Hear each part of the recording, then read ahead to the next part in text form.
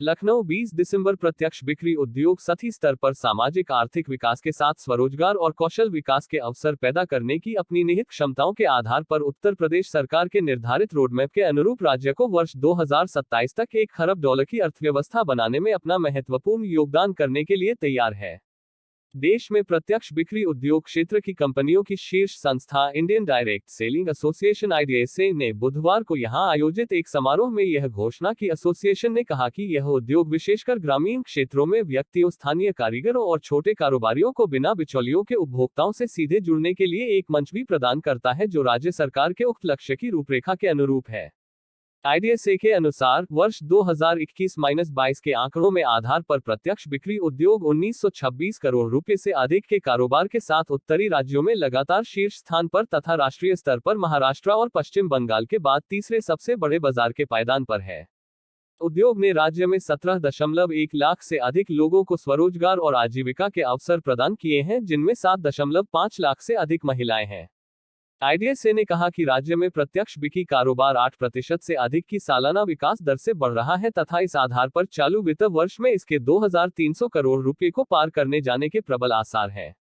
उद्योग जहां करों के माध्यम से राज्य के खजाने में लगभग 290 करोड़ रुपए से अधिक का योगदान करता है, वहीं जबकि 19,030 करोड़ रुपए के कुल राष्ट्रीय प्रत्यक्ष बिक्री में इसकी हिस्सेदारी 10% से अधिक है। समारोह में उपस्थित उत्तर प्रदेश के उपभोक्ता मामलों के विभाग के मंत्री आशीष पटेल ने अपने संबोधन में देश और राज्य के विकास में उद्योग के सतत योगदान की सराहना की। उन्होंने उद्योग को राज्य में अपनी उत्पादन इकाइयां और भंडारण सुविधाएं स्थापित करने में अधिकाधिक निवेश के लिए आमंत्रित किया और राज्य सरकार की ओर से इसमें हरसंभव सहयोग मुहैया कराने का आश्वासन भी दिया। उन्होंने IDSA को यह भी आश्वासन दिया कि राज्य सरकार उपभोक्ता संरक्षण प्रत्यक्ष बिक्री नियम 2021 में परिकल्पित निगरानी समिति के गठन की प्रक्रिया में तेजी लाएगी। IDSA के अध्यक्ष विवेक कटोच ने देश में प्रत्यक्ष बिक्री परिदृश्य पर प्रकाश डालते हुए कहा, उत्तर प्रदेश प्रत्यक्ष बिक्री उद्योग के लिए प्रमुख और प्राथमिकता वाले बाजारों में से एक है। 8% से अधिक की विकास दर स्पष्ट रूप से यह दर्शाती है कि राज्य में प्रत्यक्ष बिक्री उद्योग नए आयाम छूने के लिए तैयार है और इसमें प्रत्यक्ष विक्रेताओं की अथक मेहनत की पुष्टि भी होती है। उन्होंने कहा कि इस उद्योग ने देश में लगभग 84 लाख लोगों के लिए स्थायी स्वरोजगार और सूक्ष्म उद्यमिता के अवसर प्रदान किए हैं और इसे गत 4 वर्षों की अवधि में लगभग 13% की औसतन CAGR के साथ लगातार और निरंतर विकास किया है।